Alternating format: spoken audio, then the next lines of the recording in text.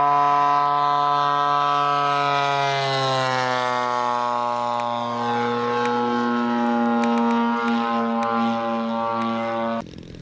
really isn't a maiden flight with this Cub, because ever since we first started with this plane I've had nothing but trouble with weather and camera gear. But this is very representative of how this plane flies in a bunch of wind. And one of the things I learned early on is that the flaps aren't there just to look at, because without them you can drop a wing big time. Nearly all of the flying sequences in this video have a big crosswind. And after I play with it for a little while, I found out that using the full flap setting really stabilizes this airplane and makes it nice landing even in a bunch of wind. On one of the flights when the camera wasn't running, I found out that you want to put the flaps back up before you start taxiing back. It doesn't take a whole lot of wind for this thing to start flying again.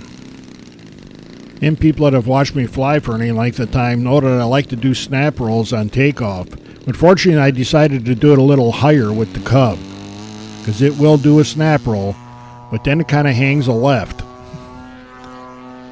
You gotta go full control the opposite way to catch it. But then it flies right out of it. I got my DLE Twin 40 with a Vest 20B prop on it, and that is plenty of power for this airplane. It's got enough sheer power and speed that I even faked out the cameraman a little bit here by going into a knife edge figure 8 with a Cub.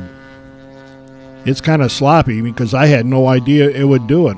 I was going to try it, but I figured it would fall out of it, but it kept on going. And you can see it, I'm holding way too much rudder because it's climbing the whole time. But like any plane, it's best to try this kind of stuff up a ways. When I decided to make a speed pass to see how fast the Cub was really going, I did it into a 15-mile-an-hour headwind, and it balloons quite a bit going that fast into that kind of wind. But the Hangar 9 Super Cub is quite a bit faster than I expected. But when you slow it down for landing, put the flaps out, you can actually get away with a good bounce here, add a little bit of throttle, and it'll settle right back in nice and easy. One of the things I like seeing a Cub do is a flat spin, and the Hangar 9 Cub does that great. And it flies right out of it when you get tired of it. I love doing touch and goes, and even in a bunch of wind, the Hangar 9 Cub makes it interesting. And it's surprisingly stable the whole way. This is a flat bottom wing, but it flies inverted very well, and there's plenty of elevator left. Response to all the controls is very smooth and very positive. Add a little bit of rudder and you can fly low-level figure 8s all day long, and nothing looks better doing it than a Cub.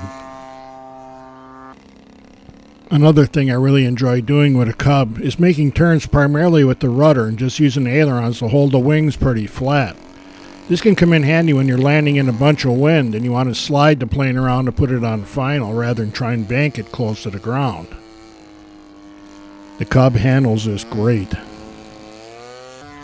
And if you're looking for a high roll rate, a 100 and some inch Cub wing isn't going to give it to you. This is about all it has. But if you're looking for a plane that's easy to fly and a lot of fun, the Hangar 9 Super Cub just might be what you need. I can spend all day doing these touch and goes because nothing does them like a Cub.